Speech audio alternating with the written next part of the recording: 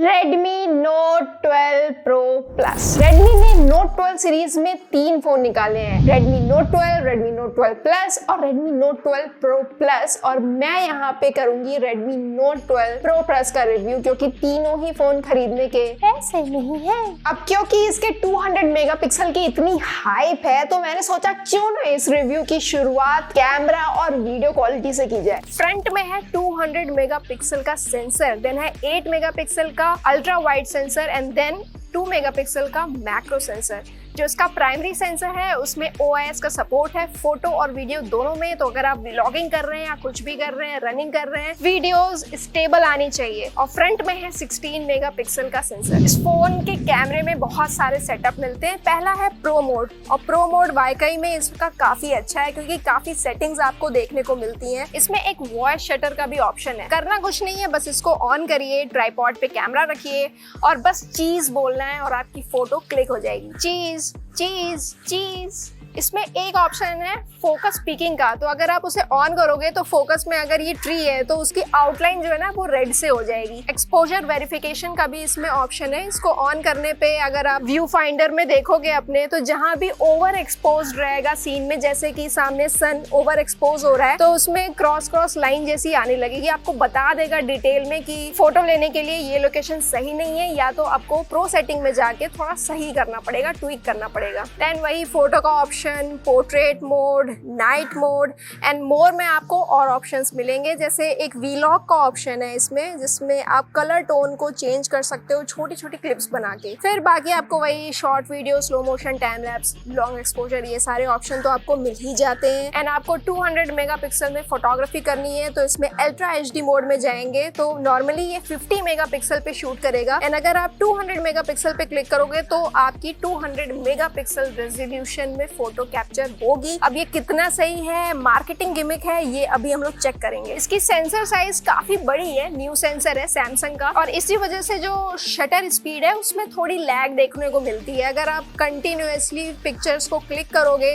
तो थोड़ा टाइम लगता है दूसरी फोटो को क्लिक होने में। फिर कैसा रहा तुम्हारा कैमरा एक्सपीरियंस? जूलियन, मैंने पूरा दिन लगा लिया पिक्चर्स क्लिक करने में इससे, और काफी इंटरेस्टिंग रिजल्ट्स भी निकल के आए हैं यहाँ पे। पर एक चीज पूछने वाली चीज है कि क्या सच में आपको 200 मेगापिक्सल की नीड है? मेरे ख्याल से तो बिल्कुल नीड नहीं है। इतनी भी बढ़िया 200 मेगापिक्सल वाली जो क्वालिटी होनी चाहिए ना, वो क्वालिटी इससे आपको नहीं मिलेगी। तो श्योरली ये एक मार्केटिंग गिमिक है। नॉर्मली आप 50 मेगापिक्सल से जब क्लिक करोगे तो पिक्चर्स आपको शार्प और कई बार ओवर सैचुरेटेड भी मिलेंगी। वैसे रेडमी अपने फोन में ये ऐसा ही करता है, ओवर सैचुरेटेड पिक्चर्स आपको मिलती हैं और कुछ लोग को ये पसंद भी आता है। डायनेमिक रेंज की परफॉर्मेंस 70% तक सही है, कहीं कहीं ओवर एक्सपोज पिक्चर्स जरूर लगती हैं। इस फोन और गूगल पिक्सल 6a में सबसे बड़ा डिफरेंस यही है कि इस फोन का प्रो मोड ज्यादा अच्छा है, और गूगल पिक्सल 6a फोन के आप कैमरे को ओपन करोगे ना, तो उसमें जैसे ही आप पॉइंट एंड शूट करोगे बहुत बेहतरीन फोटो, कलर कंट्रास्ट, टेम्परेचर बहुत अच्छे से निकल के आता है। आपको कुछ सेट करने की जरूरत नहीं है। और ये डिफरेंस शायद इसीलिए है क्योंकि गूगल पिक्सल के फोन्स जो हैं वो सॉफ्टवेयर पे ज्यादा रिलाई करते हैं। उनकी जो algorithm plus machine learning based software होती है वो इमेज को बहुत अच्छे से प्रोसेस करती है, लेकिन ये जो फोन है ये हार्डवेयर पे ज्यादा रिलाई करता है, और इसीलिए इसका प्रो मोड जो है नॉर्मल मोड से वो ज्यादा अच्छा है। अगर हम इसके अल्ट्रा वाइड सेंसर की बात करें तो उससे पिक्चर क्वालिटी थोड़ी वार्मर टोन नजर आती है उसमें, और साइड से हल्का डिस्टॉर्शन नजर आएगा अगर आप ध्यान से देखो। और अगर मैं मैक्रो फोटोग्राफी की बात करूं तो कुछ खास नहीं लगा मुझे, पता नहीं, मतलब जबरदस्ती दे दिया। आप पिक्चर्स क्लिक जरूर कर सकते हो, पर हाँ लो लाइट में मत करना क्योंकि बिल्कुल ही खराब हो जाएंगी पिक्चर्स तब तो। इसके पोर्ट्रेट मोड की बात करते हैं तो पोर्ट्रेट मोड की पिक्चर्स अच्छी आती हैं, पर कई बार मुझे ऐसा लगा कि बहुत एग्रेसिवली इसके सॉफ्टवेयर ने बैकग्राउंड को ब्लर कर दिया है, जो एक हद तक फिर फेक लगने लगता है, और कभी कभी स्वीट सा ब्लर आता है, तो 50-50 यहाँ पर है। नाइट मोड में कैमरा बहुत सही परफॉर्म करता है, एटलीस्ट नॉइजी पिक्चर्स यहाँ पे निकल के नहीं आती हैं। एक्सपोजर भी वेल बैलेंस्ड रहता है। अगर आप लाइट लाइट्स की तरफ देखो तो। पर अगर आप वाइड व्यू में जब फोटोज लेते हो तो कई बार इतनी सॉफ्टनेस आ जाती है फोटोज में कि ऐसा लगता है बिल्कुल ऑयल पेंटिंग की गई है। जैसे इस पिक्चर में अगर आप ट्रीज को देखें और यहाँ एक दूसरी पिक्चर को देखें जहाँ पे रिपब्लिक डे थीम पे लाइट्स लगाई गई हैं, डायनामिक रेंज की बहुत बड़ी दिक्कत नजर आ रही है। तो फ्रंट कैमरे से बहुत अच्छी सेल्फीज आप ले सकते हो। अब कई बार यहाँ पे सॉफ्टवेयर ने स्किन स्मूथनिंग की है, पर इस हद तक स्मूथनिंग भी नहीं की है कि बहुत बेकार लगने लगे वो। हालांकि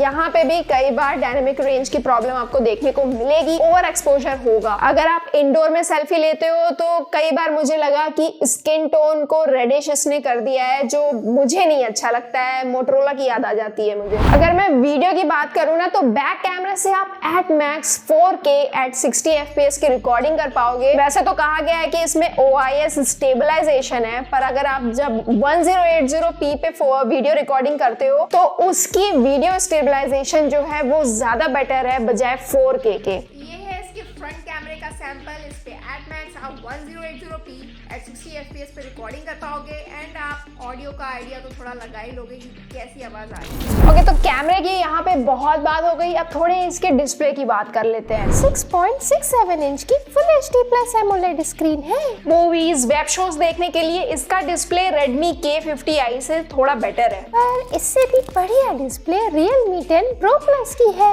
उसमें कर्व्ड एजेस हैं। और अगर आपको फ्लैट स्क्रीन पसंद है ना तो ये फोन आपको डिसअपॉइंट नहीं करेगा। और मैं अगर अपनी बात बताऊं तो एलिस इन बॉर्डरलैंड का सीजन 2 मैंने इसी फोन पे फिनिश किया है और मैं भी डिसअपॉइंट नहीं हुई। आई मीन जो डार्क फ्रेम्स इसमें काफी आते हैं इस सीजन में, ऐसा नहीं लगा कि मुझे समझ नहीं आ रहा है कुछ। ऊपर से गोरिल्ला ग्लास 5 की प्रोटेक्शन है और अगर आप बाहर सनलाइट में ले जाओगे फोन को तो अच्छी खासी ब्राइटनेस लेवल मेंटेन रहती है। अब बढ़िया वाला नेटफ्लिक्स सब्सक्रिप्शन प्लान ले लो। और हाँ, इसमें HDR10+ डॉल्बी विजन का भी सपोर्ट है नेटफ्लिक्स के शोज देखने के लिए। वेट, अगर आप इतना महंगा नेटफ्लिक्स का सब्सक्रिप्शन नहीं लेते हो ना तो ये फीचर किसी काम का नहीं है। तो मेरी तरह अगर आप भी वायर्ड ईयरफोन्स के दीवाने हो तो एक खुशखबरी की बात ये है कि इसमें 3.5 mm का हेड जैक स्लॉट दिया है। बाकी आगे बढ़ते हैं तो 120 हर्ट्ज की एडेप्टिव रिफ्रेश रेट है, पर अगर आप Google play store, Google news, Twitter जैसे वर्टिकल फीड को आप स्क्रॉल करेंगे तो 120 हर्ट्ज वाली स्मूथनेस फील नहीं होती है। इंस्टाग्राम, यूट्यूब की बात करूं तो वो काफी सही चल रहा था।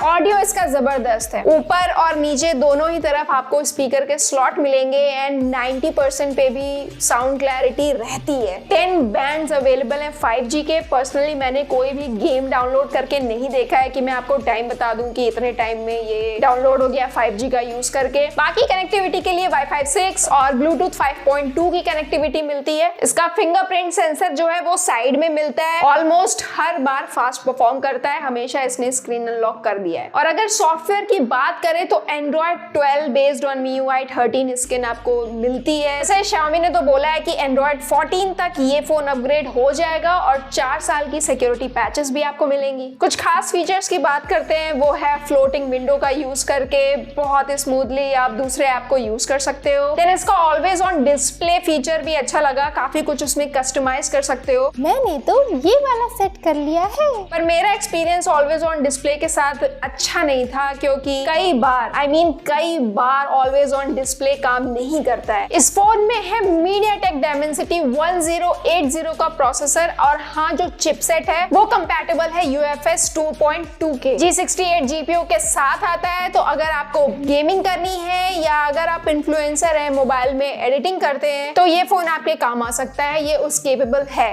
इस फोन में 8GB रैम है और रैम मैनेजमेंट सही की गई है। रेगुलर यूसेज में अगर आप एप्स के बीच में स्विच करते हो तो उसमें कोई लैग नजर नहीं आता है। जब आप वापस से अपने लीव के हुए ऐप पे जाओगे तो आप उसी फ्रेम पे लैंड करोगे जहां पे आपने लास्ट छोड़ा था। हेवी ग्राफिक्स वाले हो जैसे BGMI, अगर आपने थोड़ी देर के लिए छोड़ दिया तो वापस से वो गेम रिलोड हो जाता है। पर ये ब्लोटवेयर एप्स का क्या करना है? वेल जूलियन, ऐसे एप्स को तुम उड़ा सकती हो। काफी सारे ब्लोटवेयर एप्स हैं, आप उन्हें अनइंस्टॉल कर सकते हो और इस मामले में ये Realme से ज्यादा अच्छा है। आप अनइंस्टॉल भी कर सकते हो एंड इसमें एड्स देखने को नहीं मिलती हैं। सच में गेमिंग टाइम। आगे चलते हैं गेमिंग एक्सपीरियंस पे। तो मैंने BGMI खेल के देखा और मुझे BGMI खेलना क्योंकि बहुत पसंद है, तो मैं उसी के बारे में बताऊंगी। सबसे पहली बात, ये एक गेमिंग स्मार्टफोन नहीं है। इसमें वेपर कूलिंग चेंबर टेक्नोलॉजी दी गई है जिससे ज्यादा थ्रॉटलिंग ना हो गेम खेलते समय या फिर एडिटिंग के समय। पर इस टाइम क्योंकि अभी थोड़ी ठंड चल रही है, फोन इतनी आसानी से हीट भी नहीं होने वाला है। बाकी आप इसमें 90 FPS की गेमिंग नहीं कर पाओगे। एंड BGMI खेलते समय मुझे इतना विजुअली अपीलिंग नहीं लगा क्योंकि मैं Neo 6 पे खेलती हूँ और उस पे काफी मजा आता है गेम खेलते समय। अगर आप 1 आवर की गेमिंग करोगे तो ऐसा नहीं है कि फोन हीट अप हो जाएगा। बात ये है कि कैमरा बम्प पीछे का वो इतना ज्यादा है ना कि गेम खेलते टाइम ये काफी अनकंफर्टेबल लगता है हाथ में। जैसे आप सब्सक्राइब ना करो तो अनकंफर्टेबल लगने लगता है। ओवरऑल अगर मैं गेमिंग की बात करूं तो Neo 6 बहुत बेटर फोन है इससे। यार तुमने डिजाइन के बारे में तो बताया ही नहीं। वेल, फोन हाथ में प्रीमियम फील जरूर देता है, पर वैसे तो ऐसे पता नहीं चलता है कि ये एक प्लास्टिक है, लेकिन स्पेक्स में वैसे प्लास्टिक ही लिखा हुआ है। इसका कैमरा फ्रेम है वो मेटालिक है, लेकिन बम्प इतना ज्यादा है कि बिल्कुल अच्छा नहीं लगता है। अगर आप फ्लैट ऐसे टेबल पे रखोगे ना तो अनइवन सा रहता है। बाकी टॉप पे आपको IR ब्लास्टर भी देखने को मिलता है। अगर आप इसका यूज करते हो तो अच्छी बात है, वैसे मैं कुछ खास यूज करती नहीं हूँ इस फीचर का। बाकी वही सारी चीजें हैं, वॉल्यूम बटन, पावर बटन में ये आपका फिंगरप्रिंट सेंसर भी लगा हुआ है। सच बताऊं तो मुझे ये फोन वैल्यू फॉर मनी तो लगा ही नहीं। वेल जूलियन, शायद इसलिए क्योंकि ये फोन जो है ना जैक ऑफ स्पेक्स तो है पर मास्टर ऑफ नन भी है। किसी भी पैरामीटर पे इसने कोई भी बेंचमार्क सेट नहीं किया है जो काम इसके कॉम्पिटिटर्स करते हैं। डिजाइन और फीचर्स के मामले में नथिंग फोन 1 ज्यादा अच्छा है। अगर मैं फोटोग्राफी की बात करूं तो 30,000 के अंदर के प्राइस में आप गूगल पिक्सल 6 से ले सकते हो, जो पॉइंट एंड शूट करते ही ना बहुत अच्छी इमेज प्रोसेस करके आपको देता है। और अगर मैं गेमिंग की बात करूं तो मुझे iQOO Neo 6 पे गेमिंग ज्यादा पसंद है और मैं कंटिन्यूअसली 5-6 मंथ से उस पे खेलती भी आ रही हूँ और परफॉर्मेंस भी iQOO की बहुत बेटर है। इवन जो iQOO 9 SE है वो भी आपको 30,000 के अंदर अब मिल रहा है, तो आई थिंक परफॉर्मेंस के मामले में वो भी बहुत तगड़ा फोन है। तो मैं यहाँ शुरू करूंगी 200 मेगापिक्सल वाले कैमरा हाइप से। इनको ये सब करने की जरूरत ही नहीं थी। इनफैक्ट अगर ये 64 मेगापिक्सल का भी देते, बहुत अच्छी सी इमेज प्रोसेसिंग होके आती तो यार अच्छा रहता। ये सब की जरूरत ही नहीं है किसी को। देन इनका जो हाइपर चार्ज वाला है कि 19 मिनट में फोन चार्ज हो जाता है, वेल वो बहुत ही आइडियल टेम्परेचर के अंदर होता है। 25 मिनट्स तो यार लग ही जाते हैं। एंड इनफैक्ट आप Neo 6 को देखोगे तो उसका भी आधे घंटे में पूरा चार्ज हो जाता है। और ये सब करने के लिए उन्होंने बड़ा पत्थर साइज का जो अडेप्टर दिया है, ये सब करने की क्या जरूरत थी। तो अगर हम रैम मैनेजमेंट की बात करें तो LPDDR5 दिया जा सकता था, लेकिन इसमें 4x ही मिला है। एंड UFS 3.1 दिया जा सकता था और इसमें 2.2 मिला है। अगर ये सब रहता तो पावर कंजप्शन कम होती, बैटरी यूसेज ज्यादा अच्छी रहती। इनफैक्ट एप्स की लोडिंग टाइम, इंस्टॉलेशन टाइम ये सब कम रहती। आप मूवीज 4K मूवी को नेटफ्लिक्स पे अच्छे से तुरंत लोड कर पाते। ये सब चीजें मैटर करती हैं डे टू डे लाइफ में एक अच्छे यूजर एक्सपीरियंस के लिए। तो यार ये सारी चीजें जो मैं बता रही हूँ UFS 3.1 आज की डेट में 30,000 वाले जो फोन्स हैं यार, ये अपने चिपसेट के साथ ये कंपैटिबिलिटी रखते ही रखते हैं कि बंदे को UFS 3.1 मिले, जो ये फोन नहीं दे रहा है। अब उसके ऊपर से इन्होंने प्रोसेसर जो है MediaTek 1080 दिया है। कई लोग तो MediaTek प्रोसेसर पसंद ही नहीं करते हैं, बहुत लोग को स्नैपड्रैगन पसंद आता है। और जो प्रोसेसर की ऑप्टिमाइजेशन है इन्होंने वो भी बहुत तगड़ी नहीं की है। अगर मैं 25,000 में Realme 10 Pro Plus की बात करूं तो उसके जो Antutu और Geekbench स्कोर्स हैं वो इससे ज्यादा अच्छे हैं। एंड इनफैक्ट उसमें भी सेम MediaTek प्रोसेसर 1080 का यूज हुआ है। तो या तो इस फोन को अच्छी ऑप्टिमाइजेशन करनी थी या फिर स्नैपड्रैगन की चिपसेट देनी चाहिए थी इस प्राइस रेंज में। और अगर मैं सॉफ्टवेयर की बात करूं ना तो इन्होंने Android 12 दिया है। मतलब क्यों दिया है 2023 में? कोई जरूरी नहीं था यार। Android 13 दो। तो 30,000 की रेंज में ये फोन लेना यार कोई सेंस नहीं बनता। It doesn't make any sense. अगर आप चाहते हो कि अगर मैं इस फोन का कंपैरिजन iQOO Neo 6 के साथ करूं तो प्लीज कमेंट कर देना। बाकी इस वीडियो में इतना ही। मिलते हैं नेक्स्ट वीडियो में। Bye bye.